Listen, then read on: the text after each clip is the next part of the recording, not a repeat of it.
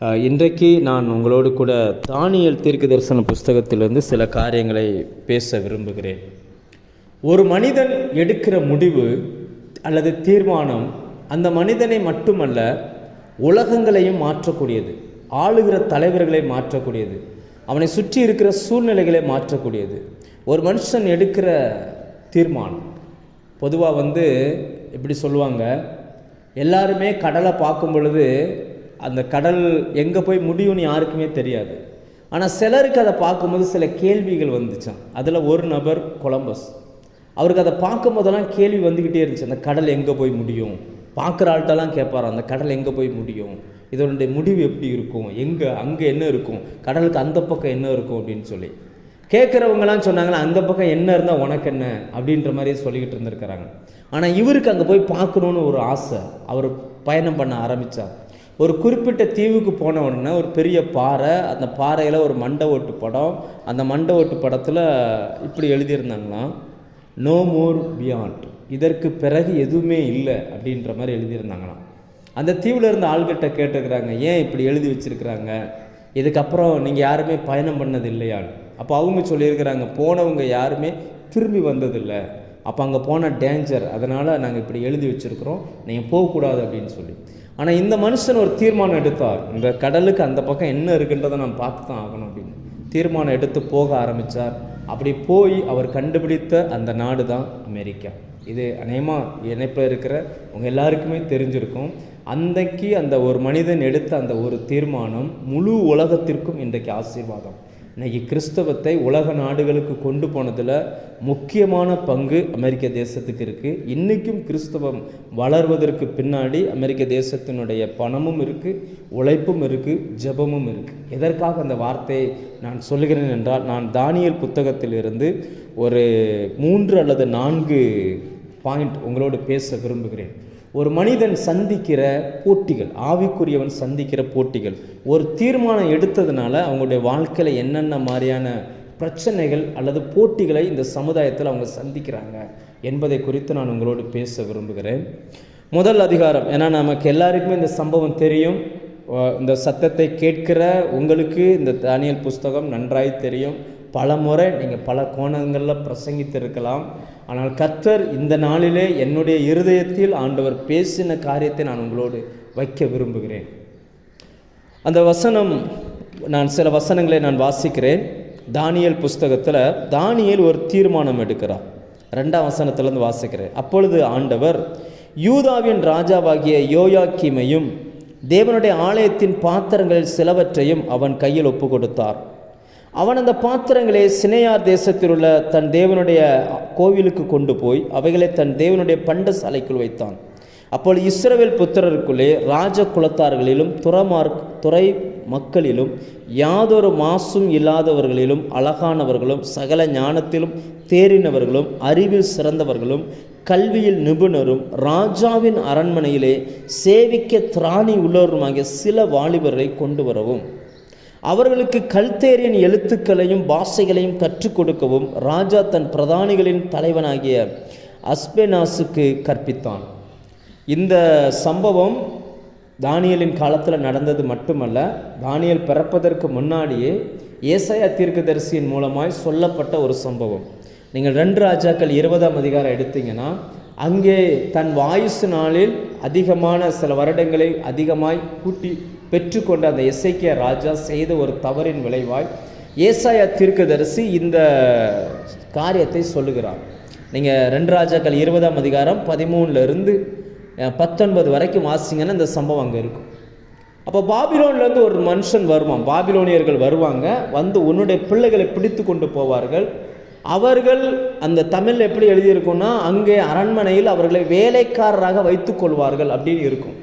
ஆனால் மூல பாஷையிலையும் சில ஆங்கில மொழிபெயர்ப்புகளையும் எப்படி இருக்கும் அப்படின்னாச்சுன்னா, அவர்களை அன்னகர்களாய் மாற்றுவார்கள் அப்படின்ற பதத்தில் இருக்கும். நீங்கள் யாராவது ஹீப்ரு படிக்கிறவங்க ஹீப்ரு டிக்ஷனரி வச்சுருந்தீங்கன்னா H5631 இந்த நம்பர் எடுத்து பாருங்கள். அதில் பயன்படுத்தியிருக்கிற அந்த வார்த்தையை தான் தமிழில் வேலைக்காரர்கள் அப்படின்னு சொல்லி மொழிபெயர்த்திருக்கிறாங்க. சரி, எதுக்காக இதை சொல்கிறேன் அப்படின்னா, ஏற்கனவே தீர்மானிக்கப்பட்ட ஒன்று, பாபிலோனுக்கு சிறைப்பட்டு இவர்கள் போவார்கள். அப்படின்னு சொல்லி ஏற்கனவே தீர்மானிக்கப்பட்ட ஒன்று. அப்படி தீர்மானிக்கப்பட்ட ஒன்றில் அநேக வாலிபர்கள் போயிட்டாங்க. நிறைய வாலிபர்களை பிடித்து கொண்டு போகிறார்கள். அப்படி சிறையாய் கொண்டு போகப்பட்டவர்களில் சிலரை தெரிந்து கொண்டு அந்த சிலருக்கு ராஜா சாப்பிடுகிற உணவை கொடுக்கிறார்கள். ராஜா சாப்பிடுகிற உணவு, ராஜா குடிக்கிற திராட்சரசம் அந்த நாட்டில் உயர்ந்த பதவியில் இருக்கிறவங்களுக்கு மட்டும்தான் அது கிடைக்கும், எல்லாருக்கும் கிடைக்காது. அந்த நாட்டின் முதல் குடிமகனாக இருக்கிற அந்த ராஜா தான் என்ன சாப்பிடுகிறாரோ அதை அந்த கைதிகளுக்கு கொடுக்க சொல்கிறார். இந்த கைதிகளாய் போனவர்களுக்கு தெரியும், நம்மை கைதியாக கொண்டு வந்துட்டாங்க, இனி நமக்கு அடுத்து நம்முடைய ஜெனரேஷன் உருவாகாது. நீங்கள் வேதத்தை தெரிந்த நன்றாய் ஆராய்ச்சி பண்ணக்கூடிய எந்த மனிதர்களிடத்து வேணாலும் இந்த காரியங்களை விசாரித்துக் கொள்ளுங்கள். அவங்க அதை ஷார்ப்பாக அவங்களுக்கு தெரியும். அதனால் என்ன ஆச்சு அப்படின்னாச்சுன்னா, யூதர்கள் புறஜாதிகளோடு சாப்பிட மாட்டார்கள். யூதர்கள் புறஜாதிகளுடைய உணவுகளால் தன்னை தீட்டுப்படுத்தக்கூடாது என்பதில் ரொம்ப கவனமாக இருப்பாங்க. ஆனால் இங்கே சூழ்நிலை எப்படி மாறுது பாருங்க. சிறை கைதியாய் கொண்டு போகப்பட்டவர்கள் இப்போ அந்த ராஜாவினுடைய போஜனத்தை சாப்பிடணும் அப்படின்னு சொல்கிறாங்க. எத்தனை நாள் அப்படின்னு பார்த்தீங்கன்னு சொன்னால் 3 வருஷம். இப்போ 3 வருஷமாக சில உணவுகள் அவர்களுக்கு கொடுக்கப்படுகிறது. உலக பிரகாரமாக நம்ம பார்த்தோம் அப்படின்னா, கைதியாக போனவனுக்கு ராஜ சாப்பாடு அது நல்லது தானே. எல்லா கைதியை விட இந்த மனுஷனை கர்த்தர் உயர்த்தி வச்சிருக்கிறான்னு தானே நம்ம சொல்லிக்கிடுவோம். ஒருவேளை அந்த கைதியாய் அப்படி அடிமையாய் கொண்டு போகப்பட்டவங்களுடைய பெற்றோர்கள் என்ன சொல்லுவாங்க அப்படின்னா, எல்லா பிள்ளைகளையும் போல தான் என் பிள்ளையும் பிடிச்சிட்டு வந்தாங்க, ஆனால் என் பிள்ளைய நல்ல சாப்பாடு கிடைக்கிற அளவுக்கு ஆண்டவர் உயர்த்தி வச்சிருக்கிறாரு, ராஜா சாப்பிட்ற சாப்பாடு இவனுக்கு கிடைக்குது அப்படின்ற மாதிரிலாம் சொல்லிக்கிடுவாங்க. அவர்களில் ஒரு மனுஷன் ஒரு முடிவு எடுக்கிறான். 8ஆம் வசனம் சொல்லுகிறது, தானியேல் ராஜாவின் போஜனத்தினாலும் அவன் பானம் பண்ணும் திராட்சரசத்தினாலும் தன்னை தீட்டுப்படுத்தல் ஆகாது என்று தன் இருதயத்தில் தீர்மானம் பண்ணிக்கொண்டு. ஒரே ஒரு மனுஷன் எடுத்த ஒரு தீர்மானம். அந்த மனுஷனுக்கு தெரியும், நான் சிறையாகத்தான் கொண்டு வரப்பட்டிருக்கிறேன், நான் என்ன முயற்சி பண்ணினாலும் இனி இதிலிருந்து என்னால் வெளியில் வரவே முடியாது, என்னால் எதுவும் பண்ணவும் முடியாது அப்படின்னு தெரிஞ்சு மற்றவங்களெல்லாம் இருக்கிற வரைக்கும் நம்ம இருந்துட்டு போயிடுவோன்னு சொல்லி அந்த ராஜாவின் உணவுகளை எடுப்பதற்கு அவங்க ஆயத்தமாயிட்டாங்க. ஏன்னா அந்த ராஜா விக்கிரக கோயிலில் பலி செலுத்துவான். விக்கிரகங்களுக்கு பலி செலுத்தின அந்த மிருகத்தை தான் சமைப்பான். அந்த விக்கிரகங்களுக்கு பலியாய் செலுத்தின அந்த திராட்சையிலேருந்து தான் ரசம் எடுத்துகிட்டு வருவான். அதனால் ராஜா அந்த கோயிலில் சமைக்கப்பட்ட முதல் உணவு ராஜாவுக்கும், அந்த ராஜா பார்த்து ஷேர் கொடுக்குற உணவுகள் இங்கே இருக்கிற வாலிபர்களுக்கும். இப்படி இருந்துச்சு அந்த சூழ்நிலை. அதில் ஒரு மனிதன் மட்டும் முடிவெடுக்கிறான், இனி என்னை நான் தீட்டுப்படுத்தி கொள்ளக்கூடாது என்று தனக்கும் தேவனுக்கும் மட்டும் தெரிய தன்னுடைய இருதயத்தில் ஒரு தீர்மானம் எடுக்கிறான். இன்றைக்கு நான் உங்களோடு சொல்ல விரும்புகிற விஷயம் என்னன்னா, 3 வருஷம் 1-2 கிடையாது, 3 வருஷமாய் இருதயத்தில் ஒரு தீர்மானம் எடுத்து அந்த தீர்மானத்தை வெற்றிகரமாக செய்து முடிப்பதற்கு 3 வருஷத்தில் அவங்களோடு இணைஞ்சு நின்னது யாருன்னு பார்த்தீங்கன்னா வெறும் 3 நபர்கள் தான். எத்தனை பேர் அங்கே போனாங்கன்னு நமக்கு தெரியாது. நான் உங்களுக்கு சொல்ல வருகிற பாயிண்ட் என்னென்னா, ஒரு தீர்மானம் எடுத்ததின் விளைவாய் இந்த இப்படி வச்சுக்கிடுமே, ஒரு 70 பேர் இருக்கிறாங்கன்னு வச்சுக்கிடுவோம். அந்த 70 பேரில் இந்த 4 பேர் மட்டும் வேறு சாப்பாடு சாப்பிட்றாங்க. 70 பேர் பார்த்தீங்கன்னு சொல்லியாச்சுன்னா நல்ல ராஜா சாப்பிடக்கூடிய ராஜ விருந்தும், இந்த 4 பேருக்கு மட்டும் வெறும் பருப்பு, காய்கறி, தண்ணி. அந்த டைனிங் ஹால் எப்படி இருந்திருக்கும்னு கொஞ்சம் யோசிச்சு பாருங்கள். யாராவது ஹாஸ்டலில் படிச்சிருந்தீங்கன்னா உங்களுக்கு தெரியும், சில நேரங்களில் நான்வெஜ் சமைக்கிற அந்த காலங்களில் நான்வெஜ் சாப்பிடாதவங்களுக்காக என்ன பண்ணுவாங்க அப்படின்னா சொன்னால், முத நாளில் உள்ள மோரோ ரசமோ எதையா கொடுப்பாங்க. அப்போ எல்லாரும் அவங்கள கிண்டல் பண்ணுவாங்க, எல்லாரும் அவங்கள பார்த்து எதையாவது கிண்டல் பண்ணிக்கிட்டே இருப்பாங்க. அப்படி தான் இந்த 4 நபர்களும் 3 வருடமாய் கர்த்தருக்காக எடுத்த ஒரு தீர்மானத்தில் நிறைய பரியாசங்களும் ஏளனங்களையும் அவர்கள் சந்தித்தார்கள். ஒருவேளை இந்த இணைப்பில் இருக்கிற நமக்கு தெரியும், நம்முடைய சரீரங்கள் பலகீனப்பட்டிருக்கு, சரீரத்துக்கு ஏஜ் ஆயிடுச்சு, வயசாயிடுச்சு, இனி அது திரும்புவதற்கு வாய்ப்பு இல்லை, அது தெரியும். தெரிஞ்சாலும் கூட கர்த்தருக்காக சில தீர்மானங்களை நாம் எடுத்திருக்கிறோம். காலமே எழும்பணும், தேவ சமூகத்துக்கு வரணும், கர்த்தருடைய வார்த்தையை கேட்கணும், மற்றவர்களுக்காக ஜெபிக்கணும் அப்படின்னு சொல்லி நம்ம சில தீர்மானங்களை எடுத்திருக்கிறோம். ஆனால் உங்கள் வயதை ஒத்த அநேகர் இந்த தீர்மானத்தில் இல்லை. அவங்கெல்லாம் எப்படியோ, அதாவது இப்போ என்ன அவசரம், மெதுவாக போவோம் அப்படின்னு நினைக்கக்கூடிய ஒரு காலகட்டம். இன்னும் சொல்லப்போனால் ஜெபத்திற்கும் கர்த்தருடைய வார்த்தைக்கும் முக்கியத்துவம் கொடுக்காத ஒரு காலகட்டத்தில் எவ்வளவோ பலகீனங்களுக்கு மத்தியிலையும், குடும்ப சூழ்நிலைகள் எவ்வளவோ சரியில்லாத சூழ்நிலைகளுக்கு மத்தியிலையும் நீங்கள் ஒரு தீர்மானம் எடுத்து அதை இவ்வளவு நாள் நிறைவேற்றி கொண்டே வருகிறீங்க அப்படின்னாச்சுன்னா கர்த்தர் உங்களையும் ஒரு தானியேலை போல தான் பார்க்கிறார். நீங்கள் எடுத்த தீர்மானத்தை யார் அங்கீகரிக்காங்களோ அங்கீகரிக்கலையோ, கர்த்தர் இந்த தானியேலுடைய தீர்மானத்தை அங்கீகரித்தார். அதனுடைய விளைவு தான் நம்ம பார்க்குறோம். அதாவது என்னென்னா, வசனம் என்ன சொல்லுகிறது அப்படின்னாச்சுன்னா 10 நாளிலேயே இவங்களுடைய முகத்தில் ஒரு வித்தியாசம் தெரிஞ்சிச்சான். மற்றவங்களுடைய முகத்துக்கும் இவங்க முகத்துக்கும் 10 நாள்லேயே வித்தியாசம் தெரிஞ்சிச்சான். நீங்கள் யோசிச்சு பாருங்கள், 10 நாள்லேயே ஒரு வித்தியாசம் தெரியுதுன்னா அந்த ஜனங்கள், அந்த மற்ற ஜனங்கள், மற்ற வாலிபர்களும் தேவனுடைய பிள்ளைகள் தான், கர்த்தரை ஆராதிக்கிறவர்கள் தான், அவர்களும் யூதர்கள் தான், தேவனோடு உடன்படிக்கை பண்ணி கொண்டவங்க தான். அப்படின்னா அதை பார்த்த உடனே அவங்க சேஞ்ச் ஆகி வந்திருக்கணும்ல, ஒரு மாற்றம் அவங்களுக்குள்ளே வந்திருக்கணும்ல. இவங்களுக்குள்ள ஒரு மாற்றம் இருக்குது, அப்போ நாமளும் இதை செய்வோம் அப்படின்னு சொல்லி வந்திருக்கணும்ல. ஆனால் அவங்க வரவே இல்லை. கடைசி வரைக்கும் அவங்க என்ன நினச்சாங்க அப்படின்னா, இருக்கிற வரைக்கும் நல்லா என்ஜாய் பண்ணுவோம், ராஜ சாப்பாடு நமக்கு கிடைக்குது, இருக்கிற வரைக்கும் நம்ம என்ஜாய் பண்ணணும்னு அவங்க எல்லாருமே சாதாரண ஒரு உணவுக்காக கர்த்தரை விட்டு போன அந்த காலகட்டத்தில் இந்த 4 வாலிபர்களும் கர்த்தருக்காக தங்களை பிரதிஷ்டை பண்ணி கொண்டார்கள். அவங்க எடுத்த அந்த ஒரு தீர்மானம் பாருங்கள், அந்த தேசத்தில் எவ்வளோ பெரிய மாற்றத்தை கொண்டு வந்துருச்சு அப்படின்னு சொல்லி. இதைத்தான் முதல் அதிகாரம் நமக்கு சொல்லுகிறது. முதல் அதிகாரம் ஆவிக்குரியவன் சந்திக்கிற முதல் போட்டி என்னன்னா, தீட்டுப்படுத்துகிற ராஜ போஜனமும் தீர்மானமான எளிய உணவும். வாழ்வதற்கு எளிமையான உணவுகள் போதும். நம்ம வாழ்வதற்கு, இந்த பூமியில் ட்ராவல் பண்ணுவதற்கு நம்முடைய உணவுகள், நம்முடைய தேவைகள் எளிமையானது போதும். பொதுவாக ஒரு மிஷனரி ஸ்தாபனத்தை ஸ்தாபித்த ஒரு தேவ மனுஷன் இப்படி சொல்லுகிறார், தேவன் தேவைப்படுகிற எல்லாவற்றையும் நமக்கு தருவார், நாம் ஆசைப்படுகிற எதையுமே நமக்கு தரமாட்டார். ரெண்டுக்கு வித்தியாசம் இருக்குது. ஆசை என்பது வேறு, தேவை என்பது வேறு. நமக்கு தேவை என்றால் அவர் தேடி வந்து தருவார். நமக்கு இதெல்லாம் நம்ம வாழ்வதற்கு தேவையோ அவைகளை தேவன் நமக்கு கட்டாயமாக தருவார். அதற்கு பதிலாக நாம் ஆசைப்பட்ட என்னுடைய எல்லா ஆசையும் அவர் நிறைவேற்றுவாரான்னு கேட்டால் நிச்சயமாக எல்லா ஆசையும் அவர் நிறைவேற்றுவதில்லை. யோசிச்சு பாருங்கள், அந்த தானியேலின் ஞானம், விசேஷித்த ஞானம் கொடுக்கப்பட்டதுக்கு என்ன காரணம் அப்படின்னு பார்த்தீங்கன்னா, அவர் எடுத்த ஒரு தீர்மானம். 3 வருஷமாய் அவர்களோடு கூட பிரயாணப்பட்ட மற்ற வாலிபர்கள் அவங்கள எப்படி பார்த்துருப்பாங்க, எப்படி பரியாசம் பண்ணியிருப்பாங்க, எப்படி கிண்டல் பண்ணியிருப்பாங்க. நம்ம ஊர்லலாம் நம்ம பார்க்குறோம், அவங்கெல்லாம் ரொம்ப சாதாரணமாக நினைப்பாங்க. நிறைய நபர்கள் இன்றைக்கி வேலை செய்கிற இடத்துல நேர்மையாக இருக்கணும்னு சொல்லி தீர்மானம் எடுத்திருப்பாங்க, நேரம் தவறக்கூடாதுன்னு தீர்மானம் எடுத்திருப்பாங்க, கெட்ட வார்த்தை பேசக்கூடாதுன்னு தீர்மானம் எடுத்திருப்பாங்க, அடல்ட்ஸ் ஜோக் பேசக்கூடாதுன்னு தீர்மானம் எடுத்திருப்பாங்க, உண்மையாக இருக்கணும்னு தீர்மானம் எடுத்திருப்பாங்க. ஆனால் அதே நேரத்தில் அவங்க கூட வேலை செய்யக்கூடிய மற்ற கிறிஸ்தவர்கள், இயேசுவை அறிந்த மற்ற கிறிஸ்தவர்கள் இவைகளையெல்லாம் செய்யும் பொழுது அவங்களுடைய பார்வையில் இவங்க எப்படி தெரிவாங்க அப்படின்னாச்சுன்னா, இந்த தானியேலை பார்த்த மற்றவர்களைப் போல தெரிவார்கள்.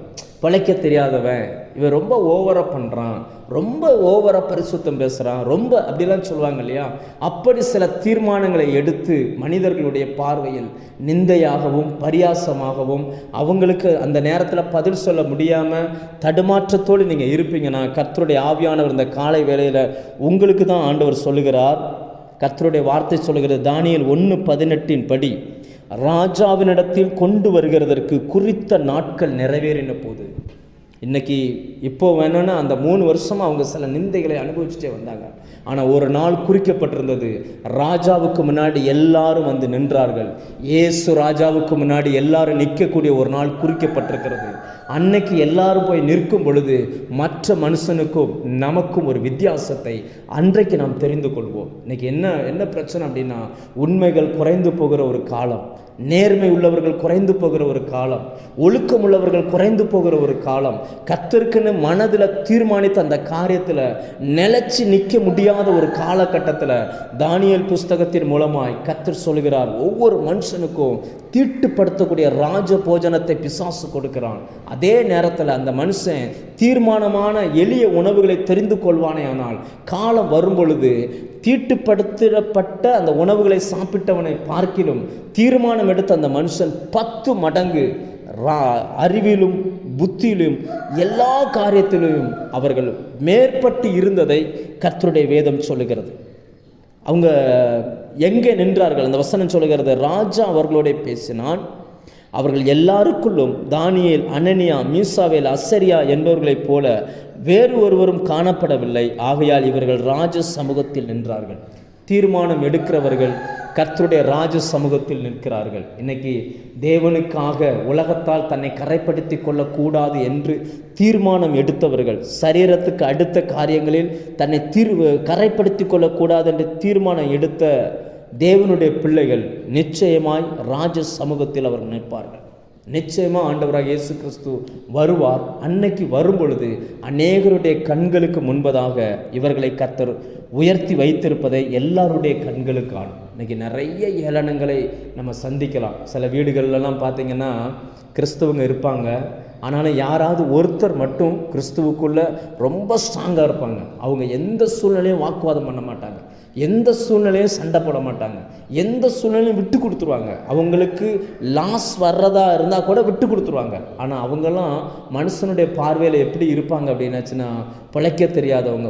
ஒரு அதாவது என்ன சொல்கிறது அப்படின்னாச்சுன்னா, இந்த உலகத்தின் பார்வையில் பேசினாச்சுன்னா பிழைக்க தெரியாத ஒரு மனுஷன் போல் காணப்படலாம். சில நேரங்களில் கூட இருக்கிறவங்களுடைய பரியாச சொற்கள் நம்மளை முன்னாடி விட்டுட்டு பின்னாடி பேசுவாங்க. நான் இதெல்லாம் என் வாழ்க்கையில் நிறைய சந்திக்கிறேன். சில நேரங்களில் அந்த மாதிரியான வார்த்தைகள் நம்ம ரொம்ப சோர்ந்து போக பண்ணும் பொழுதெல்லாம் ஒன்றை நாம் விளங்கி கொள்ள வேண்டும். நம்முடைய தேவன் நிச்சயமாக திரும்பி வருவார். நம்மை தேவ சமூகத்தில் நம்ம காணப்படுவோம். அன்னைக்கு நம்முடைய முகங்கள் மற்றவர்களை பார்க்கிலும் 10 மடங்கு உயர்த்தப்பட்டிருக்கும். நம்மளை குறித்த அந்த மதிப்பீடு மற்ற நபர்களை பார்க்கிலும் உயர்த்தப்பட்டிருக்கும். இருதயத்தில் தீர்மானம் எடுத்தவர்கள், நீங்கள் இருதயத்தில் தீர்மானம் எடுத்திருக்கிறீங்களா? மற்றவர்களைப் போல நான் இருக்கக்கூடாது, உலகத்தோடு ஒத்துப்போகிற மற்ற கிறிஸ்தவர்கள், நான் சொல்கிறது வெளியில் இருக்கிற மனுஷனை அல்ல, இயேசுவை ஏற்றுக்கொள்ளாத மனுஷனை நான் சொல்லலை. அத்தனை பேரும் சில வாலிபர்கள் அப்படின்னு எழுதியிருக்கிறதுல அத்தனை பேர் ராஜ வம்சத்தை சேர்ந்தவர்கள், துறைமார்கள், பிரபுக்களின் பிள்ளைகள், படித்தவர்கள், அறிவுள்ளவர்கள். இன்னும் சொல்லப்போனால் இயேசு கிறிஸ்துவின் பிள்ளைகளாக இருந்தும் கூட அநேக நேரங்களில் அந்த தன்னை அழைத்தவருக்கு உண்மையாக இல்லாத வாழ்க்கை வாழுகிற நிறைய பேர் உண்டு. அவர்களுக்கு மத்தியில் தீர்மானம் எடுத்து குறிப்பிட்ட தீர்மானத்தின்படி தான் வாழ வேண்டும் என்று நினைத்து வாழுகிற மனிதர்களை கர்த்தர் இந்த நாட்களில் உயர்த்துகிறார். அவர்களை ராஜ சமூகத்தில் நிப்பாட்டுகிறார். இன்னும் சொல்லப்போனால் அந்த 20ஆம் வசனம் சொல்லுகிறது, ஞானத்துக்கும் புத்திக்கும் அடுத்த எந்த விஷயத்தில் ராஜா அவர்களை கேட்டு விசாரித்தானோ அதிலே தன் ராஜ்யம் எங்கும் உள்ள சகல சாஸ்திரிகளிலும் ஜோசியரிலும் அவர்களை 10 மடங்கு சமர்த்தராக கண்டார். கர்த்தர் இந்த நாட்களில் வாழ்வதற்கு தேவையான ஞானத்தை கர்த்தர் தருகிறார். இந்த வேத வசனம் நமக்கு என்ன கற்றுக் கொடுக்கிறது அப்படின்னு பார்த்தீங்கன்னா, இந்த முதல் அதிகாரம் என்ன கற்றுக் கொடுக்குதுன்னு பார்த்தீங்கன்னா, உலக பிரகாரமான ஒரு வாழ்க்கையில் நம்ம வாழ்வதற்கு எளிமையாய் நாம் இருக்கலாம். ஆனால் அந்த எளிமையாக இருக்கும் பொழுது மனிதருடைய பார்வையில் அது பரியாசம் போல காணப்பட்டாலும் கூட தேவன் அவர்களுக்கு மெய் ஞானத்தை வைத்திருக்கிறார். அந்த ஞானத்துக்கு முன்னாடி யாருமே நிற்க முடியாது. பொதுவாகவே நம்ம தமிழ்நாட்டை பொறுத்த வரைக்கும் தாசில்தார் லஞ்சம் வாங்குறவராக இருக்காருன்னு வச்சுக்கோங்க. ஆனால் ஒரு பியூன், அந்த பியூன் நேர்மையாக இருந்தார்னா லஞ்சம் வாங்குகிற அந்த உயர் பதவியில் இருக்கிறவர் நேர்மையாக இருக்கிற மனுஷனுக்கு முன்னாடி தலை குனிஞ்சு நிற்பார்.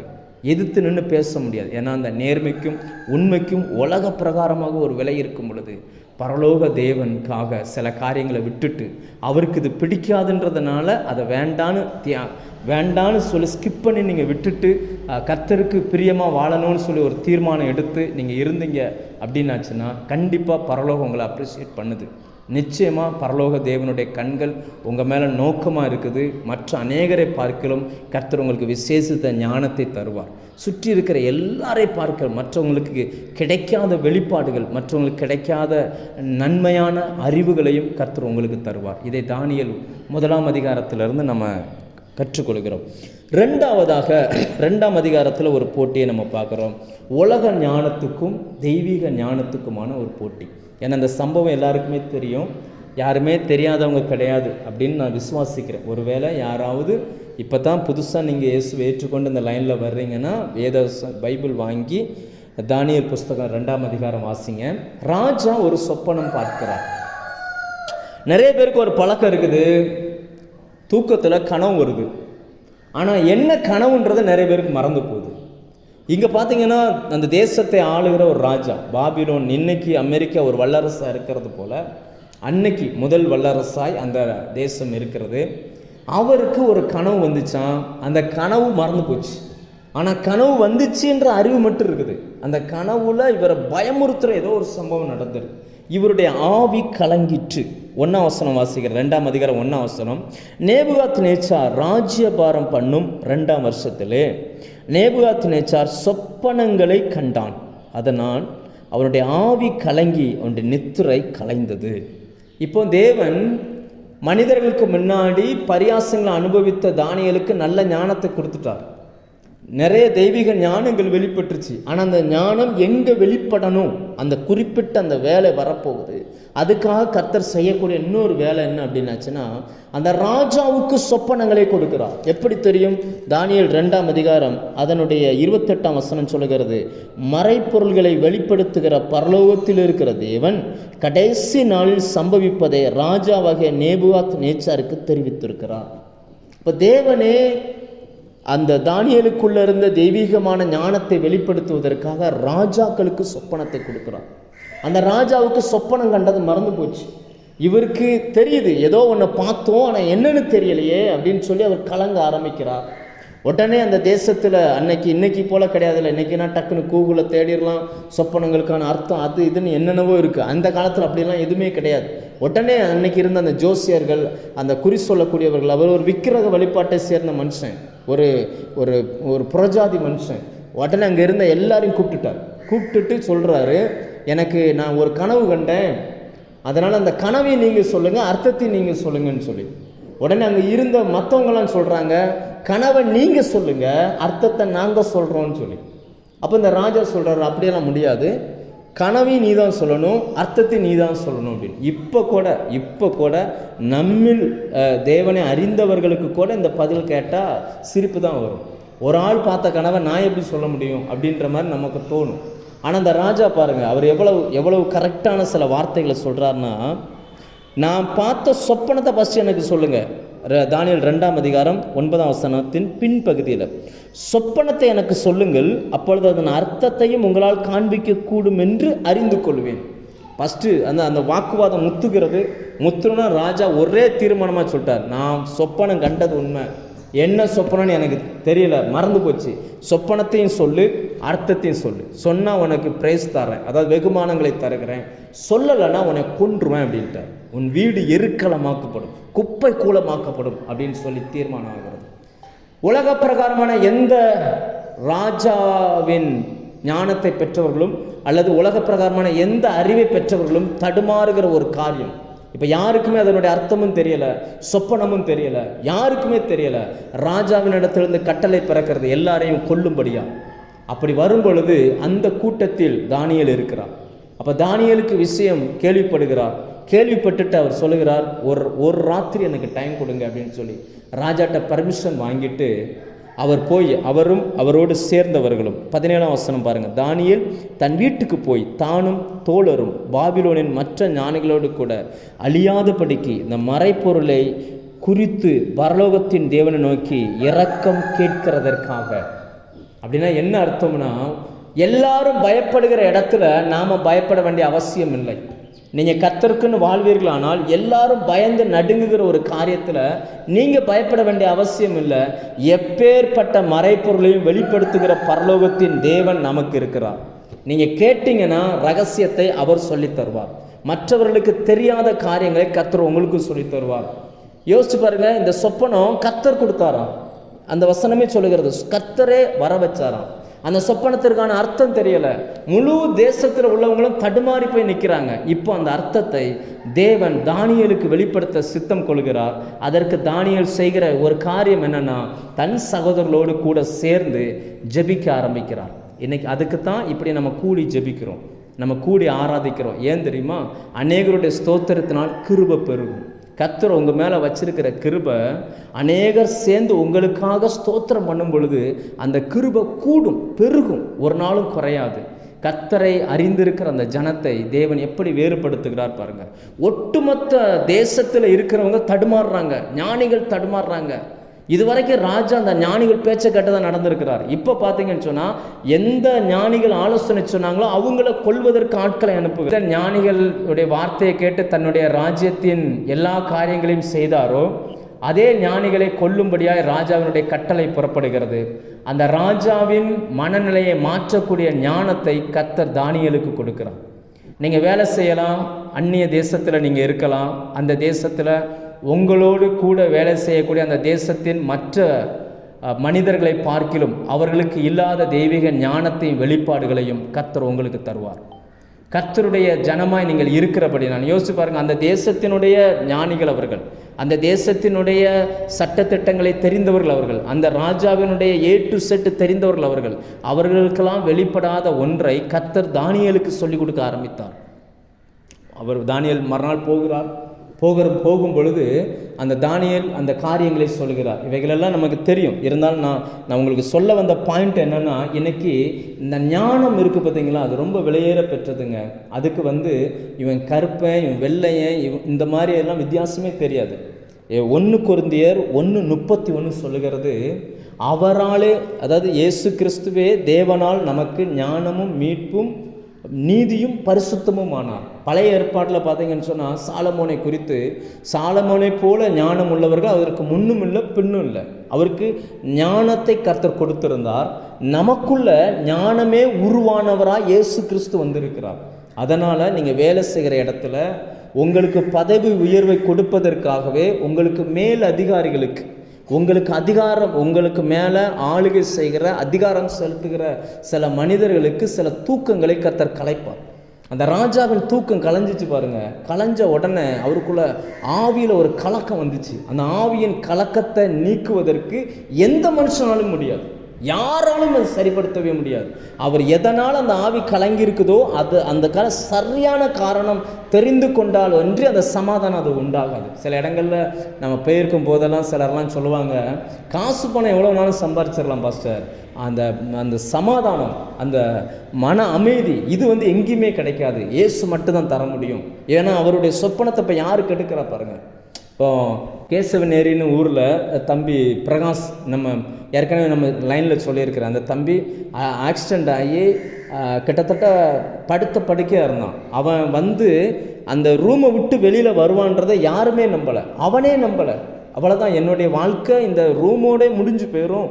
ஒரு வாலிப பையன், அவனால் ட்ரெஸ் போட முடியாது, எதுவுமே அவனுக்கு கழுத்துக்கு கீழே அவனுக்கு அடிபட்டு எதுவுமே செய்ய முடியாத சூழ்நிலை இருந்துச்சு. இன்றைக்கி அந்த ஊரில் வேற்று மதத்தினர் பிரச்சாரம் பண்ண வரக்கூடாதுன்னு போர்டு இருக்குது. ஆனால் அவங்க வீட்டில் தான் இன்றைக்கி சபை நடந்துக்கிட்டு இருக்கு, அந்த தம்பி வீட்டில். அப்போ இந்த வாரம் நான் போகும்போது அந்த தம்பி சொல்கிறான், அண்ணே 35-40 வயசானவங்களுக்கே எங்கள் ஊரில் கல்யாணம் முடியலண்ணே. ஆனால் இந்த தம்பிக்கு பாருங்கள், கழுத்தில் அடிபட்டு எதுவுமே செய்ய முடியாமல் படுத்துருக்கிறான். அவனுக்கு திருமணத்தை கர்த்தர் முடிச்சு வச்சான். அவனுக்கு ஒரு மனைவியை கர்த்தர் கொடுத்தார். கணவன் மனைவியாக சேர்ந்து ஜோம் பண்ணுறாங்க. ரூமை விட்டு வெளியில் வருவானான்னு பார்த்த அந்த மனுஷனை 3 கிலோமீட்டர் அந்த வண்டியிலேயே போய் ரேஷன் கடையில் போய் கையெழுத்து போட்டு அந்த பணத்தெல்லாம் வாங்கிட்டு வந்துட்டான். இந்த பொங்கலுக்கு கொடுத்த அந்த இதெல்லாம் வாங்கிட்டு வந்துட்டான். எதுக்காக இதை சொல்கிறான்னா, நிம்மதியை, அந்த மன அமைதியை கெடுக்கிற அந்த மன உளைச்சலை நீக்கக்கூடிய ஒரு ஞானத்தை தேவன் தானியேலுக்குள்ளே வச்சார். அது வேற யாருக்குமே முடியல பாருங்க. கரெக்டாக தானியேல் வந்தார், அந்த சொப்பனத்தை சொன்னார். சொப்பனம் இதுதான் அப்படின்னாரு, சொப்பனத்துக்கான அர்த்தம் இதுதான் அப்படின்னாரு.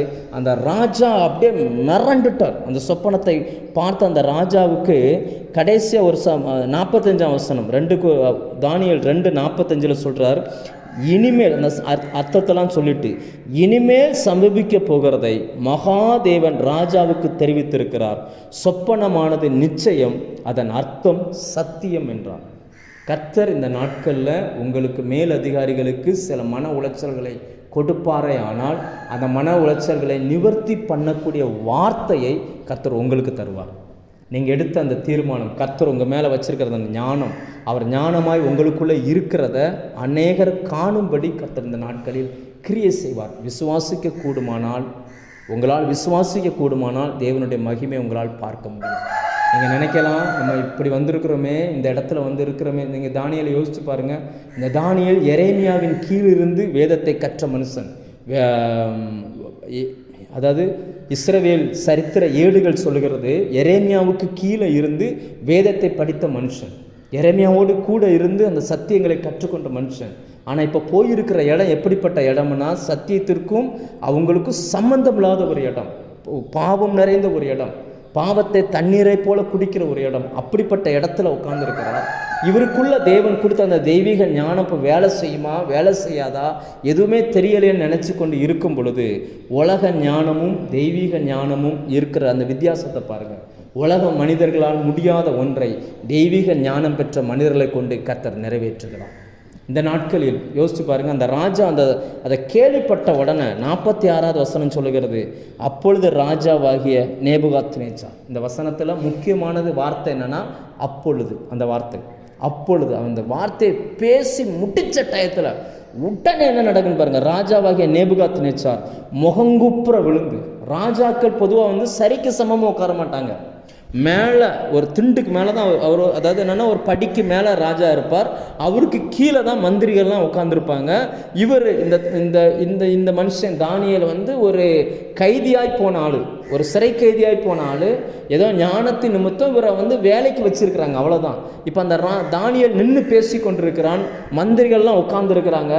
ராஜாவுக்கு அதை கேட்க கேட்க கேட்க அவருடைய மனத்தில் ஒரு நல்ல தெளிவு வருது. கடைசியாக சொன்னார் பார்த்தீங்களா, சொப்பன நிச்சயம் அர்த்தம் சத்தியம்னு சொன்னார் பாருங்க. அப்படி முகங்குப்புற விழுந்தான்.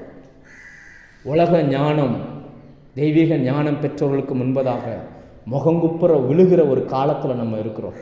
அபிஷேகம் பெற்றவனுக்கு முன்னாடி ஐஸ்வர்யம் மண்டியிடும், தலை வணங்கும். கர்த்தர் உங்கள் மேலே விசேஷித்த ஞானத்தை கர்த்தர் வச்சிருக்கிறார். இந்த நாட்களில் ஒரு கிறிஸ்தவன் தேவனுடைய அபிஷேகத்தை பெற்றிருக்கிறான் அப்படின்னா பரலோக ஞானமே அந்த மனுஷனுக்குள்ளே தங்கி இருக்குது. உங்களை நீங்கள் குறைச்சி மதிப்பிடாதீங்க. உங்களுக்கு வயசாக இருக்கலாம், இல்லைன்னா உங்களுடைய சரீரங்கள் ஒத்துழைக்கலாம், ஒத்துழைக்காமல் கூட போகலாம். நீங்கள் எந்த ஜாப்பில் இருந்தாலும் அந்த ஜாப்பில் உங்களுக்கு மேலே நிறைய நபர்கள் கூட இருக்கலாம். ஒரு காலமும் பயப்படாதீங்க. கர்த்தர் உங்கள் மேலே வச்சிருக்கிற ஞானம் தெய்வீகமான ஞானம். அந்த ஞானத்தை எதிர்த்து நிற்கத்தக்கவன் இந்த பூமியில் ஒரு மனுஷன் கூட கிடையாது.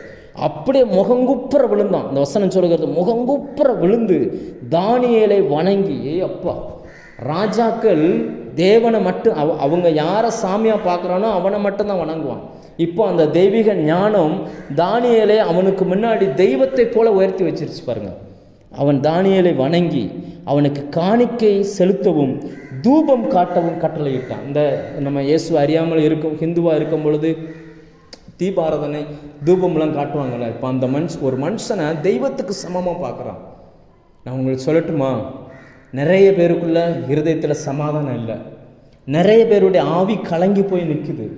நிறைய பேர் பிழைக்கணும்னா நீங்கள் வாயை திறந்து பேசி ஆகணும், சுவிசேஷத்தை சொல்லி ஆகணும். கர்த்தர் உங்களுக்கு தந்த ஞானத்தை நீங்கள் பயன்படுத்தணும். அந்த மனுஷனை குறித்து கர்த்தர் வெளிப்பாடை கொடுத்தார். அந்த ராத்திரியில் உங்களோடு கூட வேலை செய்கிற, உங்களோடு கூட ட்ராவல் பண்ணுகிற, அல்லது உங்கள் வீட்டில் ரட்சிக்கப்படாதவங்க யாராவது இருப்பாங்கன்னா நீங்கள் சேர்ந்து ஜெபம் பண்ணுங்க. உங்களுக்கு அவங்கள குறித்த வெளிப்பாடுகளை கர்த்தர் தருவார். நீங்கள் பேசும் பொழுது அப்படியே சரண்டர் ஆயிடுவாங்க. அந்த ராஜா பாருங்கள், எவ்வளோ கொடூரமான ராஜா. நீங்கள் வரலாறு எடுத்து படித்து பாருங்கள், பாபிலோனிய சாம்ராஜ்யத்தை குறித்து. எப்பேற்பட்ட மனுஷன் தேவனுடைய ஆலயங்களுக்குள்ளே போய், அந்த வசனம் அப்படி தான் ஆரம்பிக்குது, தானியேல் 1ஆம் அதிகாரம். கர்த்தருடைய ஆலயத்துக்குள்ளே போய் அந்த பனிமுட்டுகளெல்லாம் எடுத்துகிட்டு வந்தானா. அவ்வளவு தைரியமும் துணிச்சலும் அந்த மனுஷனுக்குள்ளே வந்துச்சு. அப்பேற்பட்ட மனுஷன் ஒரு மனுஷனுடைய காலில் வந்து விழுகிறான், அப்படியே விழுகிறான். எப்படி இருக்கும்? ராஜாவே விழுந்தானா சுற்றி இருக்கிறவங்களாம் என்ன பண்ணியிருப்பான்னு நினைக்கிறீங்க? கொஞ்சம் யோசிச்சு பாருங்கள். எப்படி இருந்திருக்கும், அந்த சூழ்நிலை எப்படி இருந்திருக்கும்னு பாருங்கள். இன்னைக்கு கர்த்தருடைய ஊழியக்காரனா நின்று தேவ சமூகத்தில் நின்று இந்த வார்த்தையை நான் உங்களுக்கு சொல்கிறேன். கர்த்தர் உங்கள் மேலே வச்சிருக்கிறது தெய்வீக ஞானம். ஒரு நாளும் உலக ஞானத்துக்கு முன்னாடி தெய்வீக ஞானம் தோற்று போகாது. உலக ஞானம் எங்கே தோக்குதோ அங்கே தெய்வீக ஞானம் ஜெயிக்கும். உலக ஞானத்தால் எதெல்லாம் முடியாதோ தெய்வீக ஞானத்தால் அவையெல்லாம் முடியும். கர்த்தர் ஞானத்தின் ஆவியினால் உங்களை நிரப்பி இருக்கிறார். அந்த அபிஷேகம் வெளியில் வருவதற்கான கிரியைகளை கர்த்தர் செய்ய ஆரம்பிப்பார். அடுத்து நம்ம பார்க்குறோம் 47ஆம் வசனத்தில், தானியேலை நோக்கி இந்த மறைப்பொருளை வெளிப்படுத்தினபடியினால் மெய்யாய் உங்கள் தேவனே தேவர்களுக்கு தேவனும் ராஜாக்களுக்கு ஆண்டவரும் மறைப்பொருளை வெளிப்படுத்துகிறமாய் இருக்கிறார் என்றார். ராஜாக்கள் அடுத்த 48ஆம் வசனம், ராஜா தானியேலை பெரியவனாக்கினான். அவனுக்கு ப்ரமோஷனை கொடுக்குறான். இன்னைக்கு உங்களுக்கு மேலே இருக்கிறவங்க இயேசுவை ஏற்றுக்கொண்டவங்களா இருக்கிறாங்களா? தெரிந்தும் தெரியாதது போல் இருக்கிறாங்களா? உங்களை பார்த்து எவ்வளோ பரியாசம் பண்ணுறவங்களா இருக்கிறாங்களா? சில வீடுகளில் பார்த்தீங்கன்னு சொன்னால் என்ன வசனம் சொல்லுகிறது, ஸ்திரிக்கு புருஷன் தலை, அவர் தான் தலைவர் தான் முடிவெடுக்கணும். ஆனால் ஒருவேளை பெண்கள் ரட்சிக்கப்பட்டிருப்பாங்க, அந்த கணவன் ரட்சிக்கப்படாத மனுஷனாக இருக்கலாம். ஆனால் அவங்களையும் உங்களுக்கு தகுந்த மாதிரி உங்களை கொண்டு வர வைக்க ஞானத்தை கர்த்தர் உங்களுக்கு மேலே வச்சிருக்கிறார். நீங்கள் ஜெபம் பண்ணுங்க, அவங்களுக்கான காரியத்தை கர்த்தர் வெளிப்படுத்துவார். அவங்க ஆவி எதிரெல்லாம் அலக்களிக்கப்படுகிறதுன்றதை கண்டுபிடிங்க. தேவன் தெய்வீகமான ஞானத்தை உங்களுக்கு தந்து அவங்க முன்னாடி உங்களை உயர்த்த ஆரம்பிப்பார். உங்கள் தலையை கர்த்தர் உயர்த்துவார். நம்ம இங்கே பார்க்குறோம், அந்த தெய்வீகமான ஞானம் தானியேலை பெரியவனாய் மாற்றினது. அந்த வசனத்தின் பின்பகுதி சொல்லுகிறது, சகல ஞானிகளின் மேலும் பிரதான அதிகாரியாகவும் நியமித்தான். ராஜா இப்போ தானியேலை உயர்த்த ஆரம்பிக்கிறான். தானியேலை உயர்த்துவதற்கு தானியேலின் பின்பலமோ அல்லது அரசியல் ஞானமோ பணபலமோ படைபலமோ காரணம் அல்ல, தேவன் கொடுத்த ஞானமே காரணமாக இருந்துச்சு. இன்னைக்கு அவன் மனதில் எடுத்த ஒரு தீர்மானம். இன்னைக்கு கர்த்தருக்காய் எத்தனை தீர்மானங்களை நாம் எடுத்திருக்கிறோம். ஒருவேளை எடுத்த தீர்மானத்திற்கு இதுவரைக்கும் கிரெடிட் வராமல் கூட இருந்திருக்கலாம். ஆனால் இனி வருகிற நாட்களில், இந்த 2024 கர்த்தர் அதை செய்வார். கர்த்தர் நிச்சயமாக அவருக்காக நீங்கள் எடுத்திருக்கிற தீர்மானங்களை அவர் அறிவார். அந்த தீர்மானத்தை நிமித்தம் மனிதனுடைய வார்த்தைகள் உங்களை எவ்வளவு தூரம் உடைத்திருக்கிறது என்பதும் அவருக்கு தெரியும். சில நேரங்களில் ஆறாத ரணமாக உங்கள் இருதயத்தில் அழுத்தி கொண்டிருக்கலாம். கர்த்தர் இந்த நாட்களில் அதற்கு மருந்து போடுகிற விதமாய் கர்த்தர் உங்களை பலப்படுத்துவார். நிச்சயமாக உங்கள் வாயிலிருந்து புறப்படுகிற வார்த்தை அநேகரை தேவனுடைய காலில் விழ வைக்கும். யோசிச்சு பாருங்க, ஒரு அறியாத மனுஷன் அதனால் டக்குன்னு காலில் விழுந்துட்டு காணிக்கை கொண்டு வர சொல்கிறான், தூபம் காட்ட சொல்கிறான். எல்லாத்தையும் விட தேவனை ஏற்றுக்கொண்டார் பாருங்க, அதான் பெரிய விஷயம். 47ஆம் வசனத்தில் அவர் சொல்ற, உங்களுடைய தேவனே மெய்யான தேவன் அப்படின்னு சொல்கிறார். இன்னைக்கு அநேகர் இயேசுவை ஏற்றுக்கொள்ள மாட்டுறாங்க. என்ன காரணம் அப்படின்னாச்சுன்னா, அதுக்கு நிறைய காரணங்கள் இருக்குது. எத்தனை காலம் சில தாய்மார்கள்லாம் நான் சொல்லி கேள்விப்பட்டிருக்கிறேன், எவ்வளவு முடியுமோ அவ்வளவு நான் தாழ்ந்து போகிறேன் பிரதர். ஆனாலும் அவருக்கு புரியவே மாட்டேங்குது. நான் எவ்வளவுக்கு எவ்வளோ தாழ்ந்து போகிறனோ அவ்வளவுக்கு அவ்வளவு அவர் அதிகமாய் என் மேலே கடினமாய் நடந்து கொள்கிறார், அற்பமாய் பார்க்கிறார். சின்ன சின்ன விஷயங்களுக்கு கூட என்னை நோஸ்கட் பண்ணுகிறார். குடும்பமாக சேர்ந்துக்கிட்டு ஜோக்குன்ற பேரில் என் இருதயத்தை உடைக்கிறாங்க. இதெல்லாம் எனக்கு சில நேரங்களில் வெளியில் சொல்ல முடியாத விஷயமா இருக்கும். ஆனால் என்ன செய்ய, கர்த்தர் கொடுத்த குடும்பமாச்சேன்னு பொறுத்து போகிறேன். இப்படியெல்லாம் நிறைய பெண்கள் பேசுகிறாங்க. உங்களுக்கு தான் நான் சொல்கிறேன், கர்த்தர் உங்கள் மேலே தெய்வீக ஞானத்தை வைத்திருக்கிறார். இதுவரைக்கும் அது வெளிப்படாமல் இருந்திருக்கலாம். நீங்கள் விசுவாசிக்க கூடுமானால் கர்த்தர் இந்த நாட்களில் அவைகளை உங்களுக்கு செய்வதற்கு போதுமானவராக இருக்கிறார். 3வது அதிகாரத்தில் இன்னொரு ஞானத்தை, இன்னொரு போட்டியை, ஒரு மனுஷன் எடுத்த தீர்மானத்தின் விளைவால் இன்னொரு போட்டி வருகிறத நம்ம பார்க்குறோம். இதெல்லாம் நமக்கு தெரிஞ்சது தான். இருந்தாலும் கர்த்தர் உங்களோடு பேச சொன்ன சில பாயிண்ட்ஸை மட்டும் நான் உங்களோடு பேசுகிறேன். 3வது என்னென்னா, உலக பக்திக்கும் தேவ பக்திக்குமான போட்டி. இன்னைக்கு பக்திமானாய் உலகத்துக்கு காட்டி கொள்கிற மனுஷனுக்கும் மெய்யாகவே தேவனுக்கு முன்னாடி பக்தியாக இருக்கிற மனுஷனுக்கும் ஒரு போட்டி இருக்குது. ரட்சிக்கப்பட்டவனாக இருக்கலாம், ஆவிக்குரியவனாக இருக்கலாம், சபைக்கு போகிறவனாக இருக்கலாம், ஜெபிக்கிறவனாக இருக்கலாம். உலக மனுஷனுக்கு, அதாவது உலகத்துக்கு முன்னாடி வேஷம் போடுகிற மனுஷனுக்கும் நிஜமாகவே கர்த்தருக்காக பக்தியாக இருக்கிறவனுக்கும் ஒரு போட்டி. அதுதான் 3வது அதிகாரம் நமக்கு சொல்லுகிறது. ஏன்னா அந்த தரிசனத்தில் சொப்பனத்தில் தானியேல் சொன்னார் பார்த்தீங்களா, அந்த தங்க சிலை அது நீர் தான் அப்படின்னு சொல்லிட்டார்ல. இப்போ அந்த ராஜாவுக்குள்ளே ஒரு எண்ணம் வந்துருச்சு. ஏன்னா தேவனே என்னை தங்க சிலைன்னு சொல்லிட்டார்ல அப்படின்னு இவர் சிலையை செய்ய ஆரம்பித்தார். ஒரு பெரிய சிலையை செஞ்சு வச்சுட்டார். சிலையை செஞ்சு வச்சுட்டு அவர் தன்னுடைய ராஜ்யத்தில் இருக்கிற எல்லாரையும் கூப்பிடுகிறார். எல்லாரையும் கூப்பிட்டு, இப்போ பாருங்க, ஒரு மியூசிக் வரும். அந்த மியூசிக்கு அப்புறம் எல்லாரும் தாள விண்ணிலிருந்து பணிந்து கொள்ள வேண்டும். 5ஆம் வசனம், 3ஆம் அதிகாரம் 5ஆம் வசனம் 6ஆம் வசனம் வாசிக்கிறேன். எக்காலம், நாகசுரம், கிண்ணரம், வீணை, சுரமண்டலம், தம்புரு முதலான சகலவித கீத வாத்தியங்களின் சத்தத்தை நீங்கள் கேட்கும்போது நீங்கள் தாழ விழுந்து ராஜாவாகிய நேபுகாத்நேச்சார் நிறுத்தின பொற்சிலையை பணிந்து கொள்ள கடவீர்கள். எவனாகிலும் தாழ விழுந்து அதை பணிந்து கொள்ளாமல் போனால் அவன் அந்நேரமே எரிகிற அக்கினி சூளையின் நடுவிலே போடப்படுவான். இப்போ எல்லாருக்கும் பயம். ராஜா சொல்லிட்டார், சிலையை பார்த்து கும்பிட்டுறணும். கூட்டமாக நிற்கிறாங்க, மியூசிக் ஒலிக்க ஆரம்பிக்கிறது.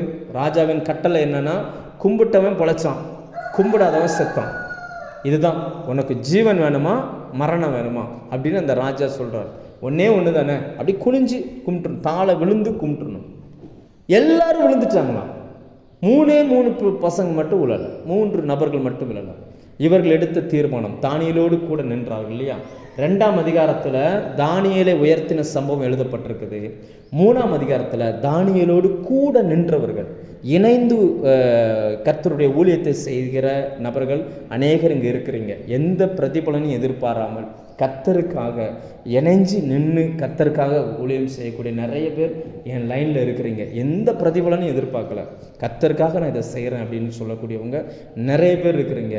உங்களுக்கு தான் இந்த அதிகாரம், இந்த வார்த்தைகளை ஆவியானவர் உங்களோடு கூட தான் பேச விரும்புகிறார். என்ன அப்படின்னாச்சுன்னா, கூட்டத்தோட கூட்டமாக எல்லாரும் பணிந்து வணங்கினார்கள். அதில் எத்தனை பேர் தேவனை அறிந்தவர்கள் இருந்தார்களோ தெரியாது. ஆனால் இந்த 3 பேர் மட்டும் அதை செய்வதற்கு தைரியம் கொள்ளவில்லை. அப்போ இந்த 3 பேரை அப்படியே கொண்டுட்டு போய் இந்த ராஜாவிட்ட கம்ப்ளைண்ட் பண்ணிட்டாங்க. நல்லா புரிஞ்சுக்கோங்க, நீங்கள் உண்மையான தேவ பக்தியாக இருக்கும் பொழுது உங்கள் மேலே கம்ப்ளைண்ட் பண்ணுறதுக்கு ஒரு கூட்டம் கூடவே நிற்கும். நீங்கள் செய்கிறதெல்லாம் சொல்கிறதுக்கு ஒரு கூட்டம் நிற்கும். நீங்கள் என்ன செஞ்சாலும் அதை சரியோ தப்போ அதில் ஒரு குற்றம் கண்டுபிடிச்சு சொல்லக்கூடிய ஒரு கூட்டம் கட்டாயமாய் கூடவே நிற்கும். அப்படி கூட நின்று ஒரு கூட்டம் போய் சொல்லிடுச்சு, யூதர்கள் நீர் நிறுத்தின அந்த சிலையை வணங்கவில்லை. அவன் பயன்படுத்துகிற அந்த வார்த்தை எந்த மனுஷனுக்கும் கோவம் வரக்கூடிய வார்த்தையை பயன்படுத்துகிறாங்க பாருங்கள். தானியேல் 3ஆம் அதிகாரம் 12ஆம் அதிகாரத்தின் பின்பகுதி. ராஜாவாகி உம்மை மதிக்கவில்லை. முதல் வார்த்தை என்னன்னா, உம்மை மதிக்கவில்லை. நேற்று வந்த ஆள் உங்களை மதிக்கலை, நீங்கள் எவ்வளோ பெரிய ஆள், நீங்கள் சொன்னால் மேனேஜரே கேட்பார், ஆனால் இவங்க மதிக்கலை பாருங்கள். அந்த மதிக்கலை, அந்த மதிப்பு வந்து ரொம்ப முக்கியமாக இருக்குது. மனுஷன் இந்த மதிப்பை வந்து ரொம்ப எதிர்பார்க்குறான். அந்த மதிப்பு இவர் சொல்கிறார், அந்த என்னை வந்து நீங்கள் மதிக்கலை, உங்களை வந்து அவங்க மதிக்கலை, நீர் நிறுத்தின அந்த பொற்சிலையை அவங்க பணிந்து கொள்ளவில்லை அப்படின்ட்டான். இந்த மதிக்கலைன்ற வார்த்தை வந்த மாத்திரத்தில் அந்த ராஜாவுக்கு பயங்கர கோபம். 13ஆம் வசனம் சொல்லுகிறது, உக்கிர கோபம், பயங்கர கோபம். அவர்களை அழைக்கிறார், வாங்க அப்படின்றார். 3 பேரை கூப்பிட்டு இப்போ அடுத்த 2வது ஆப்ஷன் கொடுக்கப்படுகிறது, நீங்கள் சிலையை கும்பிடுறது இல்லையாமே அப்படின்னு சொல்லி. இப்போ ஒன்று செய்கிறேன், மறுபடியும் மியூசிக்கு போட சொல்கிறேன், எல்லாரும் விழுந்து கும்பிட்டா நல்லது, இல்லைன்னா நீங்கள் அக்கினிக்கு போயிடுவீங்க அப்படின்னு சொல்லி. கொஞ்சம் யோசிச்சு பாருங்கள், இந்த இடத்துல நம்மை வைத்து பார்ப்போம். இன்றைக்கி எத்தனை கிறிஸ்தவர்கள் இப்படி இருக்கிறார்கள்? உலகத்தோடு உலகமாய் ஒத்துப்போகிற கிறிஸ்தவர்கள் எத்தனை பேர்? உலகத்தோடு உலகமாய் சரி, அதாவது என்னென்னா ஒரு வேலைக்காக அப்படி இயேசு விட்டுட்டு போனவங்க எத்தனை பேர்? ஒரு கல்யாணத்துக்காக இயேசு விட்டுட்டு போனவங்க எத்தனை பேர்? ஏதோ ஒரு உலக பிரகாரமான லாபத்துக்காக விட்டுட்டு போனவங்க எத்தனை பேர்? ஆனால் இந்த 3 பேர் சொல்கிறாங்க, அதை பற்றி உங்கள்கிட்ட சொல்ல வேண்டிய அவசியமே எங்களுக்கு இல்லை. யோசிச்சு பாருங்க, இப்படிப்பட்ட தைரியம் எங்கிருந்து இவங்களுக்கு வந்துச்சு? இவங்க தான் அந்த தேசத்துக்கு சிறை கைதியாக பிடிக்கப்பட்டு போயிருக்கிறாங்க. கர்த்தர் கொடுத்த ஞானத்தினால ஏதோ உயர்த்தப்பட்டு வேலையில் இருக்கிறாங்க. எதிர்த்து பேசுனா ஜீவனே போயிடும். ஆனாலும் இவர்கள் தைரியமாக பேசுகிறார்கள், நாங்கள் ஆராதிக்கிற தேவன் எங்களை தப்புவிக்க வல்லவர் அப்படின்னு சொல்லிட்டு, தப்புவிக்காமல் போனாலும் நீர் நிறுத்தின அந்த பொற்சிலையை நாங்கள் பணிந்து கொள்வதில்லை அப்படின்ட்டாங்க. இந்த பதில் பாருங்கள், யோசிச்சு பாருங்கள். இன்றைக்கி நம்ம சொல்லுவோமா இப்படி? எத்தனை பேராலும் இந்த மாதிரியான ஒரு வார்த்தையை சொல்ல முடியும்? அப்படியே தடுமாறி அந்த கேட்ட உடனே தான் அந்த ராஜாவுக்குள்ள பயங்கரமான ஒரு கோபத்தை உண்டு பண்ணிடுச்சு. அந்த கோபத்தின் விளைவு 7 மடங்காய் அந்த அக்கினி சுவாலை அதிகப்படுத்தப்படுகிறது. உண்மையான தேவ பக்தியோடு நீங்கள் இருப்பீங்க அப்படின்னாச்சுன்னா கண்டிப்பாக இந்த அக்கினி சோதனையை சந்திக்காமல் வாழ்க்கையில் இருக்கவே முடியாது. கண்டிப்பாக அந்த மாதிரி பிரச்சனைகள் வரும். கண்டிப்பாக அந்த பிரச்சனைகள் நம்ம போக வேண்டிய இருக்கும். உங்கள் கர்த்தர் உங்கள் மேலே வச்சுருக்கிற அந்த ஞானம், அந்த உயர்வு எல்லாம் இருந்தாலும் கூட நம்முடைய வாழ்க்கையில் சில நேரங்களில் இப்படிப்பட்ட அக்கினி சோதனை போல மனிதர்கள் வருவாங்க. சோதனை வரலாம். ஆனால் ஒன்றை புரிஞ்சுக்கோங்க, அவைகளில் ஒன்றாகிலும் உங்களை சேதப்படுத்துவதில்லை. அதுதான் சத்தியம். அவங்களை தூக்குனாங்க, கொண்டுட்டு போனவங்க செத்துட்டாங்க. இந்த 3 பேரை தூக்கி நெருப்பில் போட்டாங்க. அங்கே வார்த்தை என்ன சொல்லுகிறது அப்படின்னாச்சுன்னா, நான் 23ஆம் வசனத்தையும் 24ஆம் தானியேல் 3ஆம் அதிகாரம் 23, 24 இதை மட்டும் வாசிக்கிறேன். சாத்ராக், மேசாக், ஆபேத்நேகோ என்னும் அந்த 3 புருஷரும் கட்டுண்டவர்களாய் எரிகிற அக்கினி ஜூலையின் நடுவிலே விழுந்தார்கள். 24ஆவது வசனம், அப்பொழுது ராஜாவாகிய நேபுகாத் நேச்சார் பிரமித்து தீவிரமாய் எழுந்திருந்து நீங்கள் கொஞ்சம் யோசிச்சு பாருங்கள். ஒரு ராஜா ஒரு சிங்காசனத்தில் உட்காந்துருக்கிறாரு. அந்த ராஜாவின் கோபத்துக்கு ஆளாகனவங்களை போடுறதுக்கு கொஞ்சம் தூரம் தள்ளி, ஏன்னா பக்கத்தில் நெருப்பு போட மாட்டாங்களே, கொஞ்சம் தூரம் தள்ளி அந்த நெருப்பு போட்டிருக்கிறாங்க. 7 மடங்கு பக்கத்தில் போனவன் செத்து போயிருந்தான். இவங்க 3 பேரத்துக்கு உள்ளே போட்டாங்க. சுற்றின யாருக்குமே தெரியாத ஒரு காட்சி இந்த ராஜாவுக்கு மட்டும் தெரியுது. வசனம் சொல்லுகிறது, அப்பொழுது ராஜாவாகிய நேபுகாத்நேச்சார் பிரமித்து தீவிரமாக எழுந்திருந்து தன் மந்திரிமார்களை பார்த்து.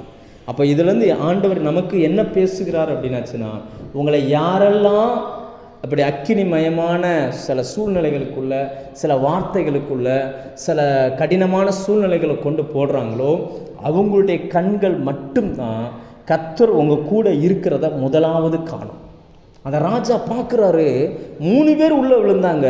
ஆனால் 3 பேருக்கு நடுவில் 4வது ஒரு ஆள் வந்து நிற்கிறாரு. அந்த ஆளுனுடைய முகரூபம் வேற இருக்குது, ட்ரெஸ்ஸு வித்தியாசமாக இருக்குது. அதை பார்த்த மாத்திரத்தில் ராஜா எழுந்து நின்றான். அவருடைய கர்வம் போச்சு, அவருடைய திமிர் போச்சு, அவருடைய கோபம் போச்சு. அப்படியே எழுந்து நிற்க ஆரம்பிச்சிட்டான். எழுந்து நின்று தன் மந்திரிகளை இடத்துல விசாரிக்கிறான். இங்கே பாருங்கள், நம்ம 3 பேரை தானே உள்ள போட்டோம், 4வது ஒரு ஆள் நிற்கிறார். அந்த 4 பேரும் அக்கினியின் நடுவில் உலாவுகிறார்கள். கர்த்தர் நம்மை உயர்த்துகிற காலகட்டம் இது. அக்கினிமயமான சோதனைகள் வந்தாலும் கூட அவைகளின் நடுவில் நாம் ஆராதிக்கிற தேவன் நம்மோடு கூட நிற்பார்.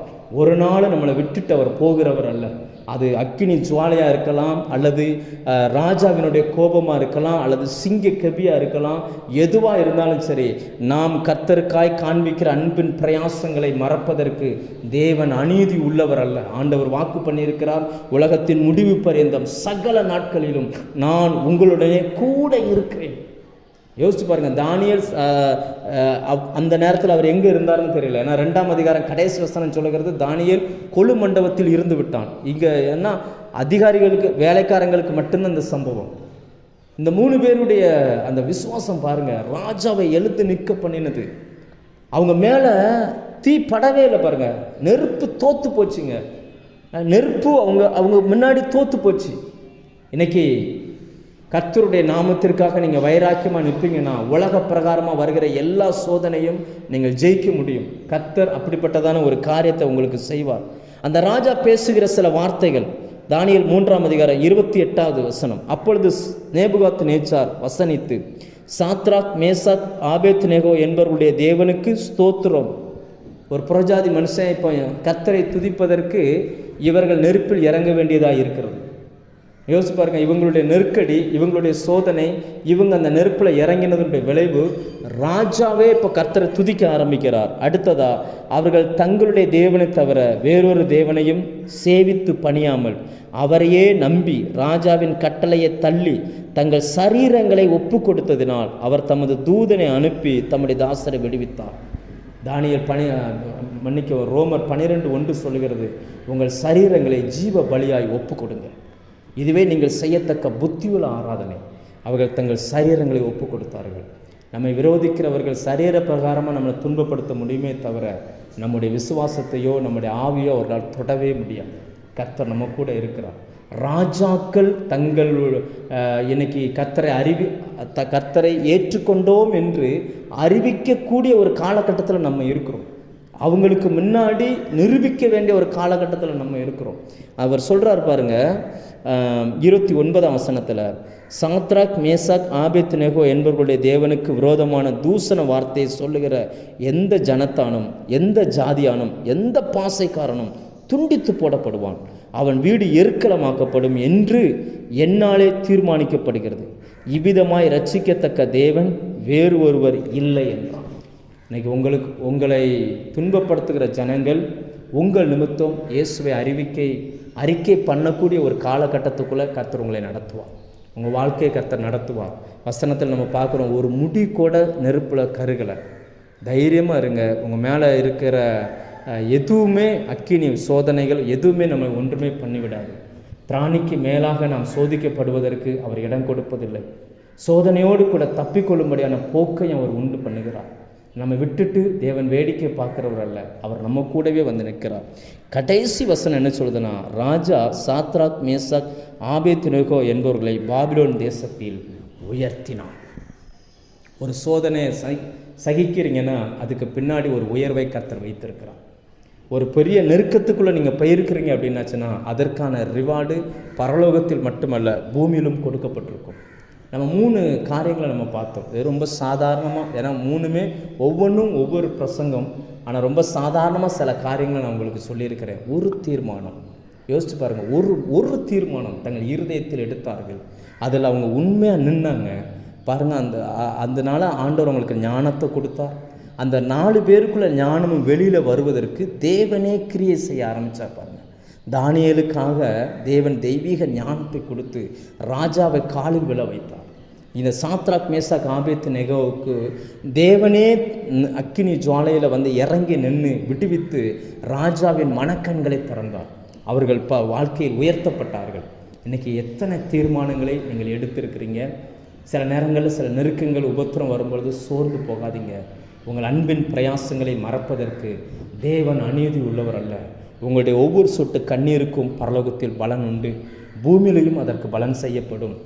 மனிதர்களுடைய வார்த்தைகள், மனிதனுடைய சூழ்நிலைகள், உயர் அதிகாரிகளுடைய கடிந்து கொள்ளுதல் அல்லது கூட வேலை செய்கிறவங்களுடைய பரியாச வார்த்தைகள் உங்களை ஒரு நாளும் உங்கள் மேலே இருக்கிற அபிஷேகத்தை இழந்து போக பண்ணவே முடியாது. கர்த்தர் உங்களை அழைத்தவர் உண்மையுள்ளவர். உங்களை பார்த்து கண்டு அறிந்திருக்கிறார். தாயின் கருவில் உருவாகும் முன்னமே அவர் உங்களை தனக்கென்று தெரிந்து கொண்டார். அந்த தேவன் உங்களை வாழ வைத்திருக்கிறார்.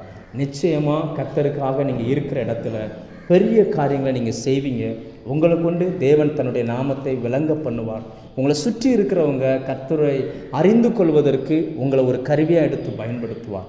நீங்கள் விசுவாசிக்க கூடுமானால் இந்த ஆசீர்வாதங்கள், இந்த சத்தியங்கள் உங்கள் சிரசின் மேலே இறங்கும். நான் உங்களுக்காக ஜெபிக்க விரும்புகிறேன். அப்படியே